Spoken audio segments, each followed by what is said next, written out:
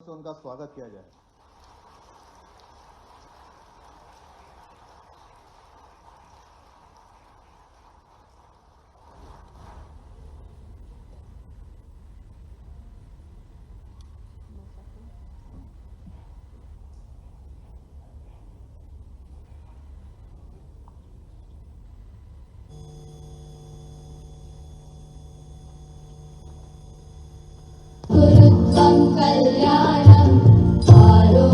हमारे देश की सदियों से ये परंपरा रही है कि कुछ भी शुभ कार्य हम अग्नि को साक्षी मान कर करें। तो इसी परंपरा को हम आगे बढ़ाते हुए हम दीप प्रज्वलन के लिए हमारे मुख्यमंत्री जी और हमारे सभी अतिथियों को आमंत्रित करना चाहते हैं।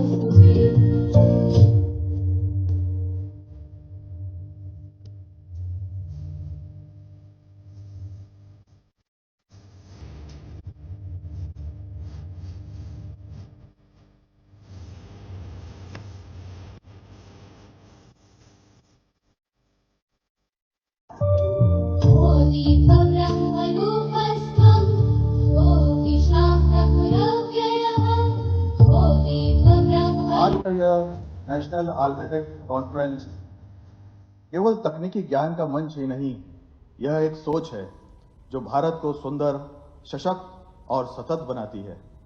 इस मंच पर होना एक सौभाग्य है और इस सौभाग्य को विशेष बनाता है हमारे बीच एक विलक्षण नेतृत्व का होना। मैं आमंत्रित करता हूं मुख्यमंत्री जी का कि वो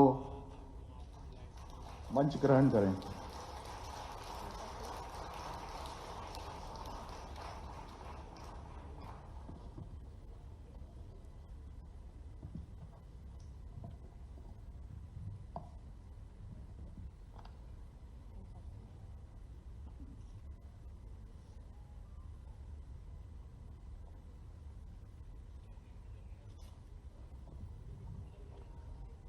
अब मैं अनुरोध करूंगा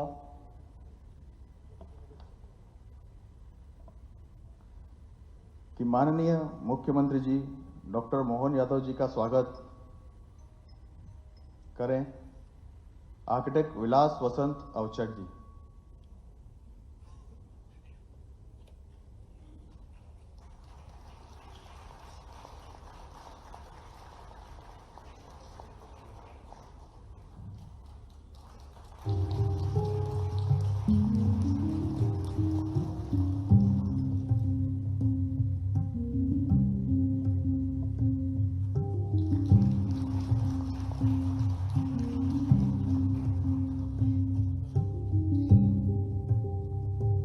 आए अध्यक्ष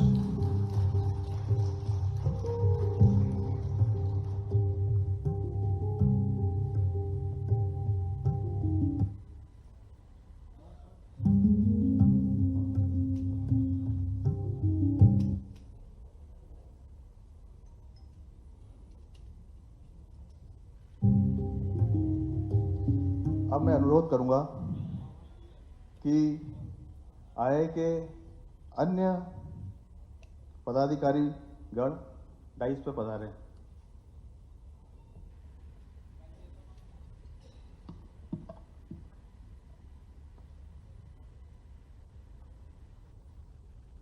आर्किटेक्ट विलास वसंत अवचट जी का स्वागत करें आर्किटेक्ट विभा श्रीवास्तव।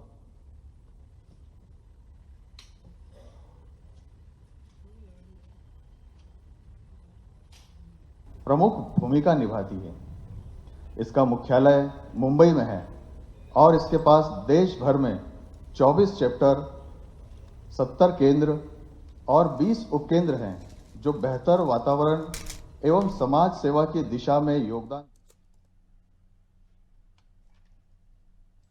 देने का, तो ये हमारे लिए एक सौभाग्य की बात है। और सिर्फ मैं ये बताना चाहूँगा कि ये वाला जो इवेंट है, बाकी विभा जी ने पूरा इंट्रोडक्शन दिया, ये पूरा कार्बन न्यूट्रल इवेंट है सर।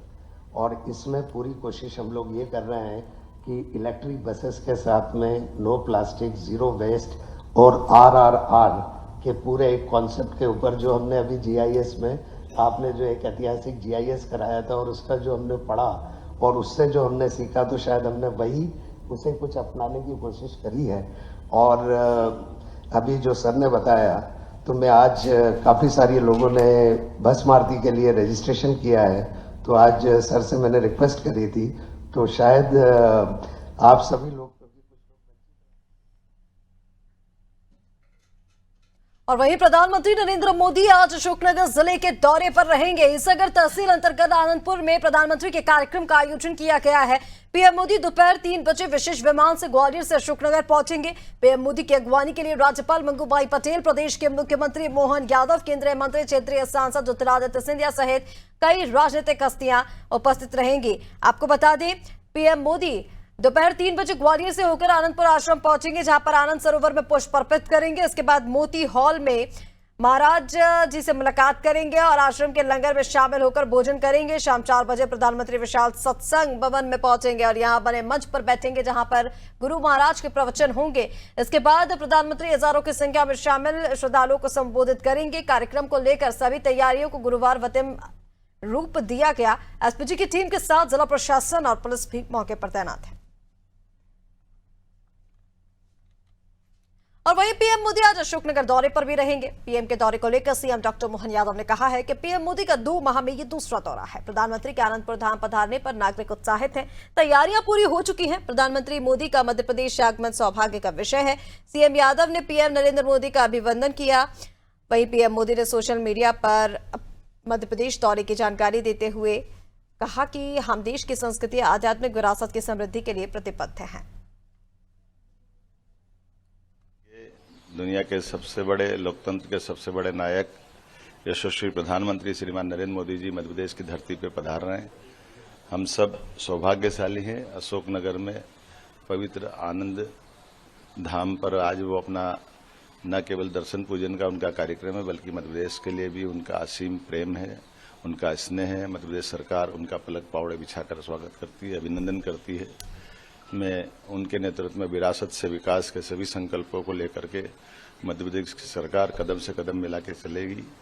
मैं उम्मीद करता हूं कि उनका दौरा हमारे लिए एक बार गरिमा, गौरव और आनंद संपन्न होगा। ये कामना परमात्मा से कामना करता हूं। और चलिए एक बार फिर आपको लिए चलते हैं राजधानी भोपाल, जहां आईआईए अधिवेशन 2025 ट्रांसम का शुभारंभ मुख्यमंत्री डॉक्टर मोहन यादव ने किया और अब उनका संबोधन जारी है।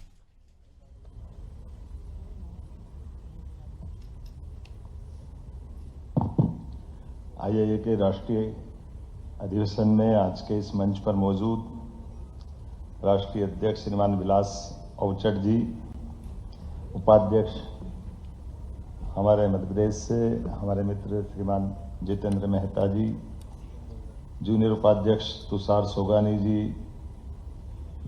श्रीमान बी सुधीर, माननीय कोषाध्यक्ष आईआईए, श्री रानी एमएल वदामुथु, संयुक्त सचिव Shri Sandeep Bawadekar ji, Shri Akshay Kumar Beuria ji, Shri CR Raju, Sushri Vibha Srivastava ji, Shri Akshay Shelukar, chairperson IIA Bhopal centre, सह संयोजक आईआईए नेटकॉन, श्री नितिन धुले जी, अध्यक्ष आईआईए इंदौर सेंटर, सह संयोजक आईआईए नेटकॉन। इस अवसर पर देश और दुनिया से पधारे सभी विश्वकर्मा बंधुओं को मैं बधाई देना चाहता हूं, अभिनंदन करता हूं।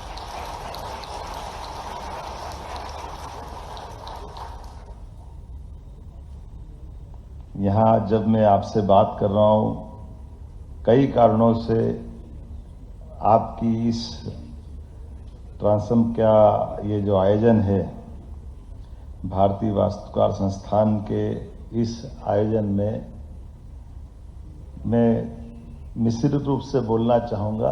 कुछ यहाँ की संस्कृति की भी बात करूँगा, कुछ आपकी भूमिका की बात करूँगा। बदलते दौर में आज हम जिस जगह पे हैं, आपकी जो महत्ता है, अतीत के कालक्रम में भारत के माध्यम से भारत की जो भूमिका है, ऐसे कई अवसरों को जोड़ करके जब हम देखते हैं तो कुछ प्रश्न भी उठते हैं, कुछ प्रश्नों के उत्तर भी मिलते हैं, कुछ अनुत्तरित भी रह जाएंगे, कुछ आपके लिए भी जिज्ञासा समाधान कराने के लिए कुछ मैंने अभी पूछा है कि आप किस किस प्रकार से 2-3 दिन का समय आपने क्या प्लान बनाया है, तो मुझे मालूम पड़ा कि एक तो आप महाकाल की भस्मारती सब करना चाहते हैं, तो मैं महाकाल से आपको बैठे बैठे यहीं मिलाने का प्रयास करता हूं।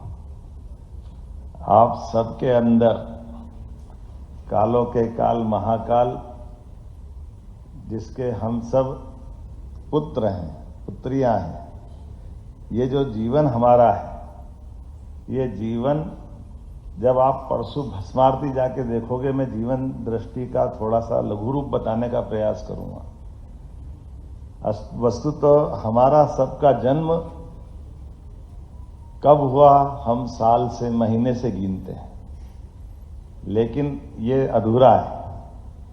हम सब का जीवन एक एक सांस से बंधा हुआ है। एक सांस अंदर से बाहर नहीं आएगी तो यही हमारे लिए महाकाल ने समय नियत कर लिया, इससे आगे किसी के पास समय है नहीं। तो हर सांस से हमारा जन्म समय है, हर सांस से हमारा जीवन है। हम इस सांस के बाहर कहाँ हैं? और सांस है तो विश्वास है, और इसीलिए हर एक का जन्म से मृत्यु के बीच का जो समय है, ये काल का समय है, और यही सच्चे अर्थों में महाकाल का समय है। ये हमको जीवन में परमात्मा ने यश दिया है। इसलिए अब हम वास्तुकारों के बीच में जाएंगे, रूपांकरों के बीच में जाएंगे, रूप को देखने जाएंगे, तो रूप को हम ढूंढेंगे तो रूप मिलता कहाँ है?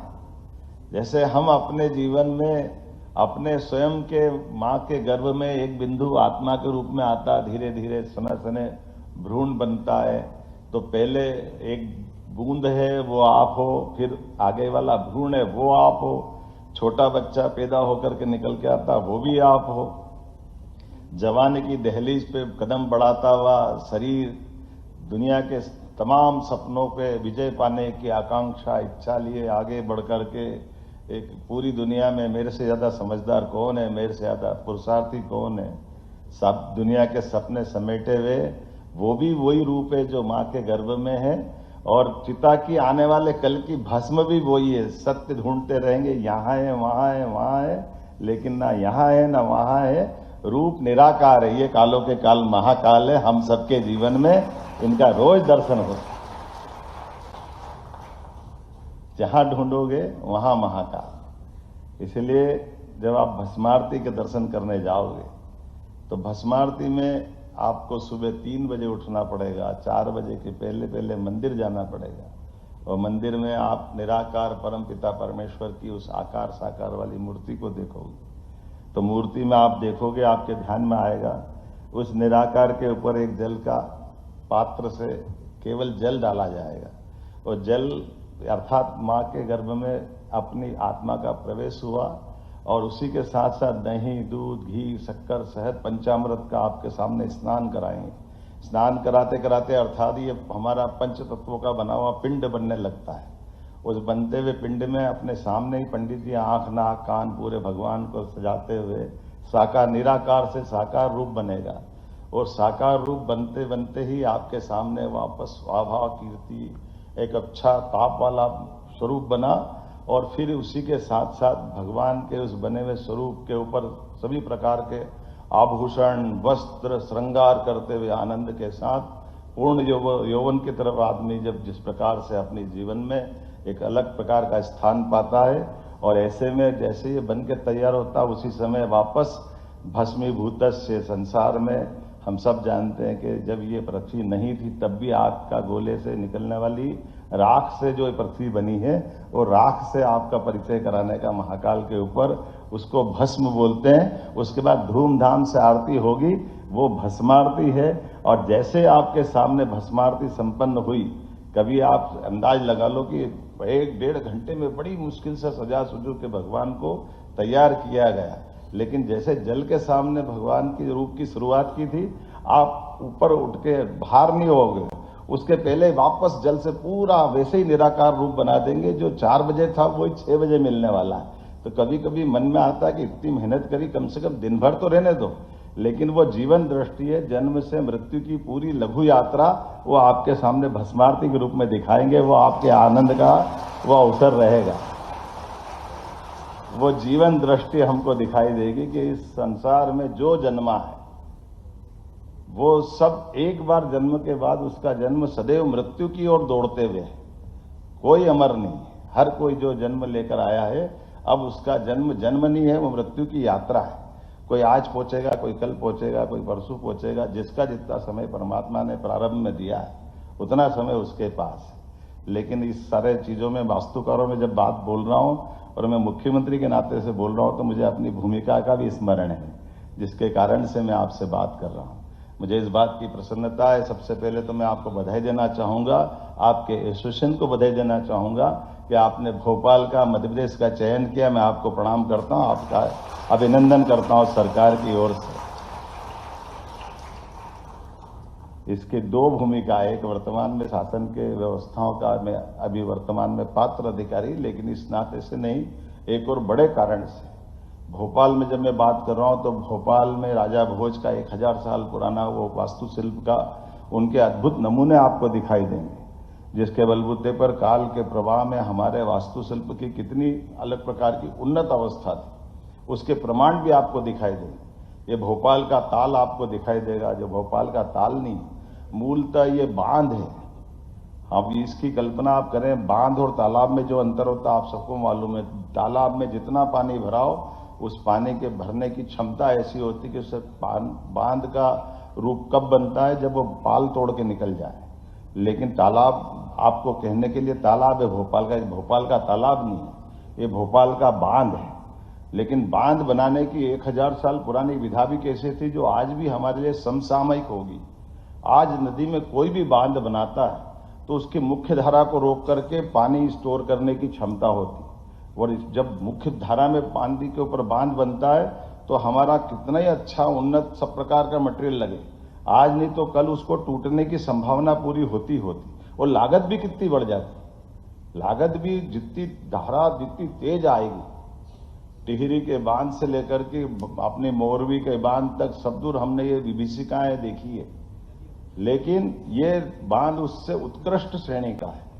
इसकी भौगोलिक अवस्था ऐसी कि चारों तरफ चट्टान में पानी रोक रहा है, कोई मुख्य धारा को नहीं रोका है, और इसका डिस्चार्ज बहुत छोटा सा अलग से, पानी का लेवल वहां से मेंटेन हो जाता है, लेकिन ये पूरा बांध भरा रहता है।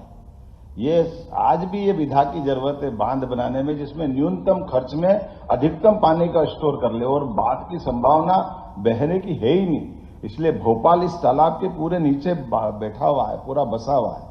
लेकिन भोपाल के लोगों को कभी ये बांध खतरे में आ ही नहीं सकता है, क्योंकि उसके लिए चट्टान हमेशा उनके रोकने का काम करेगी और पानी को स्टोर करने का काम भी हो रहा है।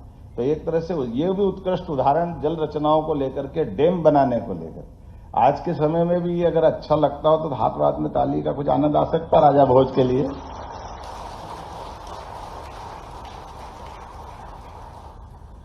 मैं ये उदाहरण के बाद आपको दूसरा उदाहरण हमारे सामने है, जो अपने वर्तमान में राजा भोज के मंदिर का उदाहरण आपको दिखाना चाहूंगा। राजा भोज ने अपने भोजपुर का ताल और तालाब बनाते हुए शहर के अंदर यहाँ भोजपुर का मंदिर बनाने की कल्पना की। वो स्टोन पे पूरा बना हुआ नक्शा आपको दिखाई देगा। वो सारी चीजें, आपके सारे गणित जितने भी आपने पढ़े होंगे, वो सारे के सारे उस सारी चीजों को मूल रूप से ध्यान रखते आपको आंखों के सामने दिखाई देगा। अगर आप मांडव जाओगे तो मांडव के अंदर राजा मुंज का तालाब, मांडव में इतिहास समय सदा सरीका नहीं रहता है, समय बदलता रहता है, तो बात के क्रम में कई और राजा आए, कई आक्रांत आए, लेकिन मूल रूप से वो वास्तुशिल्पकार राजा मुंज अर्थात राजा भोज के बड़े भाई, ये दोनों सिंधुराज के बेटे, एक बेटे जो मुंज में मतलब घास में मिले थे, और बाद के उनके अपने बेटे जो राजा भोज कहलाए। इस कहानी पे केवल मैं एक बात बोल के ये जो राजा भोज के उस गौरवशाली इतिहास को याद दिलाना चाहूँगा। एक जाने अनजाने हमारे लिए अपनी कई गौरवशाली घटनाओं को कभी कभी गलतफहमी में हम कहाँ से कहाँ पहुँचा देते। एक कहावत चली, कहाँ राजा भोज कहाँ, अब ये इतना पुरुषार्थी घटनाक्रम है और कहाँ सत्यानाश हो गया। गांगे और तेलप दो बड़े बड़े राज्य हैं, और गांगेय तेलप के दो बड़े बड़े राज्यों को राजा भोज की सेना ने एक साथ एक बार में ही युद्ध से हरा दिया। तो उस समय पूरे भारतवर्ष और दुनिया में कहावत चली थी, कहाँ राजा भोज का गांगेय तेलप, धीरे धीरे धीरे भारत माता की जय, कहां से कहां पहुंच गए।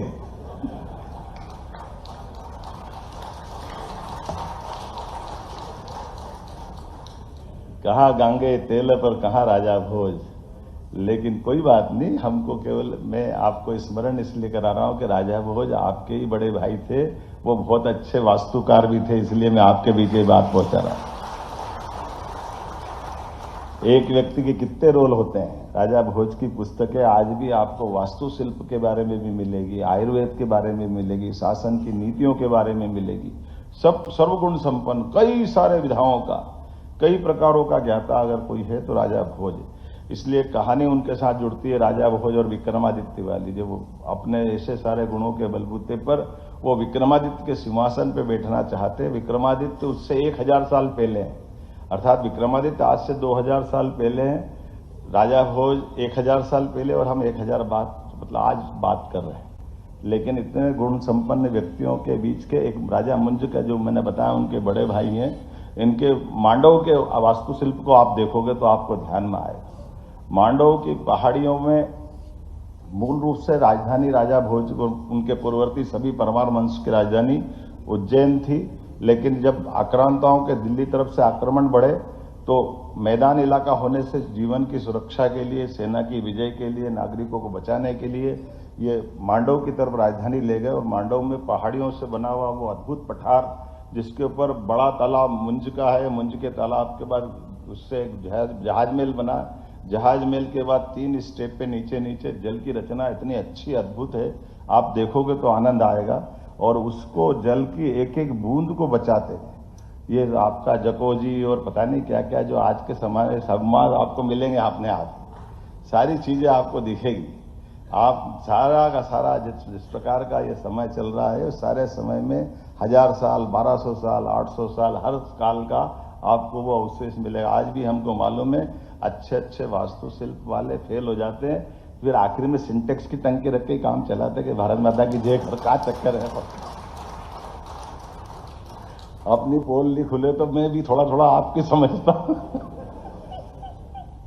जो होना हो गया है, लेकिन आपको 800 साल पुराना टैंक दिखाई देगा दूसरी मंजिल के ऊपर। मुझे लगता नहीं कि पूरे दुनिया में कोई ऐसा 800 साल पुराना भवन होगा जहां ऊपर दूसरी मंजिल पे पानी का टैंक बना हुआ दिखाई दे, जिसको आज भी वो लीकेज नहीं है, वो वैसा वैसे ही काम कर रहा है। जब हमारे यहाँ सीमेंट नहीं था, सरिया नहीं था, उस दौर में भी वैसा कैसे टैंक बनाया होगा, और बड़े पैमाने पे बनाया। कई सारी चीजें बता सकता हूँ, लेकिन आज प्रधानमंत्री आ रहे हैं, तो प्रधानमंत्री आ रहा है तो मेरी दुविधा 2 तरह की है। नेता आदमी को माइक मिल जाए तो संकट तो होता ही है, लेकिन समझ भी आ तो थोड़ा हिसाब किताब तो रखना ही पड़ता है। आपने आउटलाइन बनाई तो मैं अंदर अंदर अपना प्लान कर रहा हूं।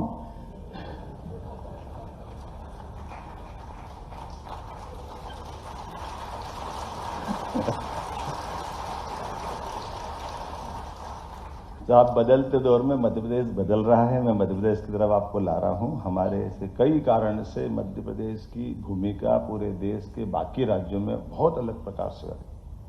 इसलिए जब आप अपने उस शब्द की तरफ लाता हूं कि हमने जब आपको विश्वकर्मा के नाते से जाना है, तो ये बात सही है कि परमात्मा ने आपके प्रारब्ध में वास्तुकार बनना लिखा है। तो मैं मान के चलता हूं, मैं ऐसा मान के चलता हूं कि आप में से कई सारे लोगों को मध्य प्रदेश से जोड़कर देख रहा हूं कि आपकी भूमिका मध्य प्रदेश में भी आपको बुला रही है। आप मध्य प्रदेश की तरफ आइए। मध्य प्रदेश बहुत संभावना वाला प्रदेश, कई सारे कारण से मध्य प्रदेश, आप देश दुनिया में घूमोगे, पूरे देश में कोई मध्य में है तो मध्य प्रदेश है। मध्य प्रदेश के अंदर भौगोलिक रूप से भी आज हमारी इतना बड़ा राज्य, जो राजस्थान के बाद सबसे बड़ा राज्य भौगोलिक रूप से अगर है तो मध्य प्रदेश है। मध्य प्रदेश एकमात्र ऐसा प्रदेश भी है जहां कोई तूफान नहीं आता है, कोई बारिश ज्यादा नहीं होती है, कोई समुद्र से घिरा हुआ नहीं है, कोई दूसरे उठापटक वाले झंझट नहीं है। सीधे सच्चे सरल लोग हैं आपके बीच, आपके जैसे रहकर वाले। इसलिए मध्य प्रदेश की कोई विशेष भाषा नहीं, मध्य प्रदेश की कोई विशेष पहचान नहीं। सबको प्रेम करने वाला प्रदेश अगर कोई है तो मध्य प्रदेश है। इसलिए जो जहां से भी आए, किसी स्थान से आए, कहीं से भी आए, एक बार मध्य प्रदेश आए तो यहीं का होके रह जाता, ये गारंटी मैं देता हूं। इतना आत्मीयता वाला प्रदेश मध्य प्रदेश। तो आज के इस अवसर पर मध्य प्रदेश से अब जब आप आके बात कर रहे हैं तो हमने अलग अलग क्षेत्रों में बहुत सारे प्रकार से प्लान बनाया है, उस पर हम काम भी कर रहे हैं। कल ही हमने माननीय गडकरी जी के माध्यम से हमारे नेटवर्क, सड़कों का नेटवर्क के आधार पर बहुत जल्दी 2-3 साल का हमारा आने वाले समय में हम कई बड़े बड़े विकसित देशों को पीछे छोड़ देंगे। इतने प्रकार के हमारी सड़कों का जाल अपने यहाँ बिछा रहा है।